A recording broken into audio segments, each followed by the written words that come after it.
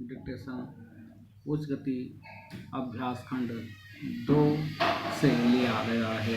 Dictation का timing शुरू होता है। अब आइए आज हम अपने विचारों को उस दिन तक ले जाएं जब हमने गणराज्य की घोषणा की थी। अपनी विकास की योजनाओं के संबंध में हमने वास्तव में काफ़ी प्रगति की है, परंतु क्या हम भारत के सब नागरिकों को दरिद्रता, अभाव तथा कष्ट से मुक्त करा पाए हैं? प्रकृति की शक्तियों को अपने अधीन करने और जनता के कल्याण के लिए उन्हें नियंत्रण में लाने की दिशा में भी हम आगे बढ़े हैं, किंतु हम यह नहीं भूल सकते कि कुछ महीने ही हुए हमें भारत के उत्तर पूर्वी प्रदेशों में भयानक बाढ़ का सामना करना पड़ा था, जिसके कारण यातायात के साधन छिन्न भिन्न हो गए और वहाँ की जनता को भारी हानि उठानी पड़ी। निसंदेह साक्षरता प्रसार और रोगों के निराकरण के महत्वपूर्ण उपाय भी हमने सोचे हैं। यद्यपि अभी भी देश के बहुत से भागों में निरक्षरता और बीमारी पर्याप्त मात्रा में दिखाई देती है।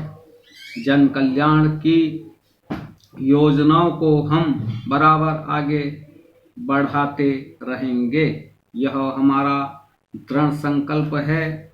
इसमें संदेह नहीं किया जा सकता।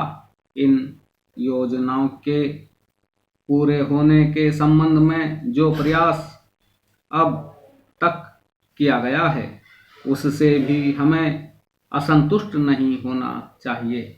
फिर भी जो कुछ अब तक किया जा सका है, यदि वह बहुत चमत्कारी नहीं दिखता, तो उसका कारण यह है कि अभी निर्माण कार्य जारी है और समाप्त नहीं हुआ है। राष्ट्र के निर्माण में समय की आवश्यकता होती है। आज हमारा गणराज्य दिवस है और भारत जैसे प्राचीन राष्ट्र के इतिहास में 5-7 वर्ष की अवधि एक स्वल्पकाल है। आइए अब हम विगत वर्ष की घटनाओं पर नज़र डालें और यह देखें कि विकास के कार्यों और निर्माण योजनाओं की दिशा में हम कहां तक आगे बढ़ सके हैं।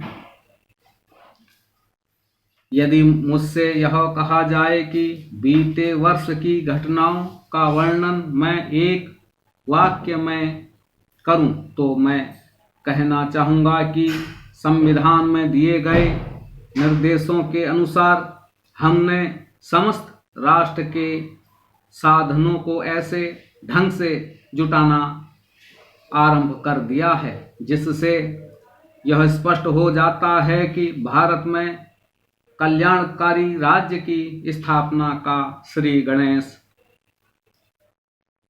हो चुका है। पिछले वर्षों में हमने जो संकल्प और दावे किए थे, अब वे मूर्तिमान होने लगे हैं। इसलिए अब यह समझना कठिन नहीं है कि राष्ट्र किधर जा रहा है और आगामी 10 या 15 वर्षों में हम किस स्थिति में होंगे। महानदी घाटी योजनाओं का कार्य बराबर जारी है। इसमें से एक योजना भाखड़ा नंगल योजना से बहुमूल्य पानी और बिजली पंजाब, पेप्सू तथा राजस्थान के भागों को मिलने भी लग गई है।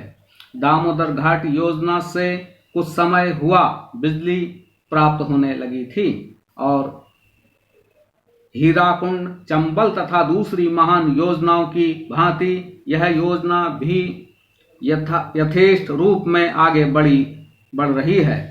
भाखड़ा नंगल योजना का प्रथम चरण समाप्त होने से अब यह स्पष्ट है कि इस महान योजना के द्वारा देश में कितने महान परिवर्तन हो जाएंगे।